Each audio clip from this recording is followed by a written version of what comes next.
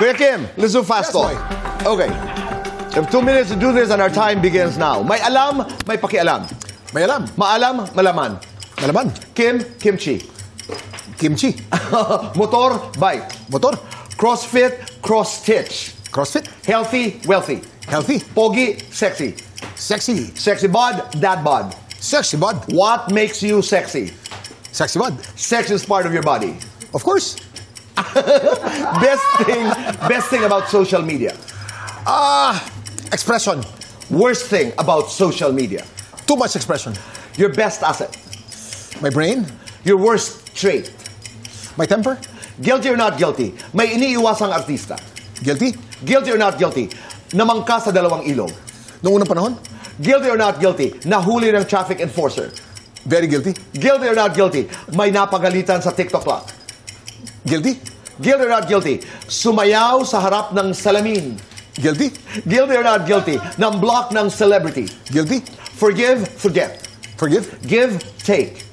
Take. To live more, to love more. To love more. Lights on or lights off? Lights on. Happiness or chocolates? Chocolate. Best time for chocolates. Early morning. Kung may isang bagay kang hindi alam, ano ito? Ilan ang bilang ng buhok ko at ilan ang bilang ng ipin ko? That's true. Yung buhok kasi mga ano yan, 150,000, pero hindi ko alam yung sa akin eh. Ang ipin naman dapat mga 32, pero hindi ko alam, hindi ko pa nabibilang ang ipin ko eh. So hindi ko alam. Nakakatuwa, no? Alam mo ba, alam ko you have a new show.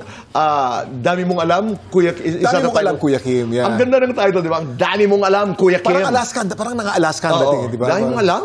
Ang angas mo, ang dami mong alam, ha? Depende sa context ng pagkasabi niya. Correct. Pwedeng may paghanga. Ang dami mong alam, Kuya Kim. Tama, pwedeng pangutya. Dami mong alam, Kuya Kim. Depende sa pagkasabi. Tama, tama. So, iba-ibang konteksto. But what is the show? Kailan namin mapapanood ito? Itong dami mong alam, Kuya Kim, ito ay every Saturday at 10:45 ng umaga. Ito ay mga tungkol sa mga trending topics na napapanood natin sa internet. Ano naman ang educational anong paliwanag doon sa mga trending topics, anong scientific basis sa mga topics na yan, bakit nagte-trending. So, malalim na pagtalakay, hindi lamang namin pinapakita mga trending topics, kundi ang paliwanag, bakit nagte-trending. Alam ng sambayanan na napakarami mong alam. Funniest experience, meron bang mga taong lumapit na sa'yo at itinatanong ang kung ano-ano? Naku, marami, boy. Talaga? At ang Funniest? Nakakatakot dahil dapat tama ako palagi. Si Kuya Kim hindi pwede magkamali. Akala nila talagang tama lahat ng sagot. Right. Tao lang naman ako. Madalas tinatanong, Kuya Kim, kalbo ka ba? Ang sagot ko dyan palagi isa lang eh. Hindi porque nakasombrero ko, kalbo ako. Ang nangyayari kasi dahil pagka ikaw ay kalbo, kadalasan tinatakpan mo ang pagkakalbo mo ng sombrero. Pero hindi dahilan ng pagkakalbo mo yung sombrero. Ang dahilan ng pagkakalbo mo ay genetic or bad hygiene. Marami kang balakubak, nalagas ang buhok mo. Pero yung sombrero, pantakip ng kalbo, hindi yun ang dahilan ng pagiging kalbo. Oo, pero ako proud akong kalbo. Oo naman. Oo. Ako, pag dumapis ang buhok ko, boy, pakakalbo ko rin eh. Talaga? Oo. I mean, you know, siguro nakasanayan lamang. Punta na natin yung screenshots. We're not talking about the legal perspective of the screenshots. Kasi may mga nagsasabi na ito'y violation ng Anti-Privacy Act, cyber libel, etc. Pag-usapan natin yung layman's point of view, unless you have some points to raise. Galit na galit ako. Galit na galit ako at kailangan maipakita ko sa'yo na meron akong resibo na wala akong ginawang masama. Meron ba akong karapatan magpalabas, ilabas sa aking social media accounts ang screenshot? Pag ikaw ay galit na galit, huwag ka munang maglabas ng resibo. Yan ang ma-advise ko sa lahat ng tao. Ito'y pinag-uusapan natin dahil mainit itong tinalakay dahil sa the controversial Marisa Racal and Anthony Jennings and Jam Villanueva na nag-post ng mga screenshot. Kaya ito'y napapag-usapan. Tapos, ito'y naulit muli noong kaso naman ni Peachy ni Rufa May at saka ng kanyang asawang si Trevor. Kaya uminit yung usapan na, talaga ba? Kailangan ba talaga ilabas ang mga screenshots? Pero tama ka doon. Pag galit na galit ka, huwag mo muna ilabas. Huwag muna. Itulog mo muna at pag-isipan mo ng gusto. Kasi pag dilabas mo yan, may damage. At maaaring ang damage ay bumalik din sa'yo. Pero hindi legal, ibig sabihin hindi tama. Tama. Dahil maaaring hindi legal yung paglabas ng mga screenshot, pero ang tide of public opinion na doon sa inaapi.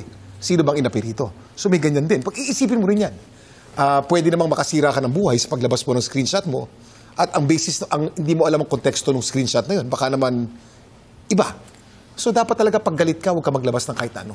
Talo naman tayo doon sa isa pa na talagang bumulaga sa ating lahat noong ngayong 2024. Ito yung sexual harassment cases na ito'y i-final ni Sandro Mulak laban sa dalawang independent contractors dito sa GMA7 at sinundan po ito doon sa reklamo naman ni Rita Daniela laban kay Archie Alemania.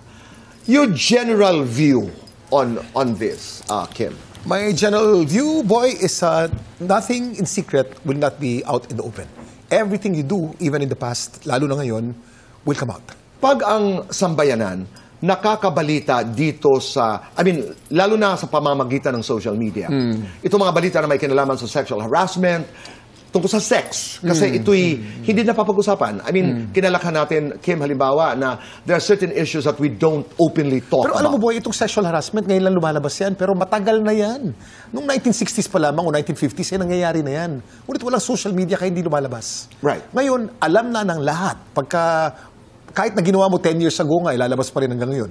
Pwedeng may magsalita at ilabas sa publiko kung ano yung mga ginawa mo kahit nagbago ka na eh. At hindi lang ito nangyayari dito sa Pilipinas. Sa buong mundo. Right. Sa buong mundo. Because of social media. Oo. Because sexual harassment is an issue of power. When you're given power, you have more responsibility. Those who are in power, kung ikaw ay boss, be aware na lahat ng gagawin mo, kahit biro man yan, ay pwedeng sexual harassment. So pag tayo ang may power, dapat mas maingat tayo kaysa dun sa mga walang power.